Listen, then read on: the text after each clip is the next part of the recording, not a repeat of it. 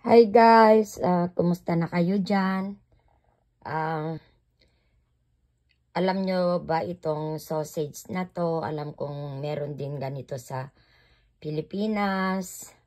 Ito gustong gusto kong babaunin kasi pag binuksan mo yan, kahit wala nang luto-luto, pwede mo nang kainin. So, masarap na pang merienda din.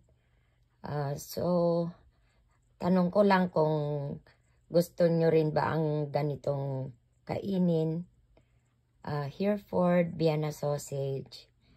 Okay guys, ask ko lang or i-ano ko lang sa inyo kung ano itong gusto kong pang ulam or pang merienda. Pwedeng kainin anytime. Okay, salamat sa mga nag-watch ng video ko. Thank you. Bye-bye.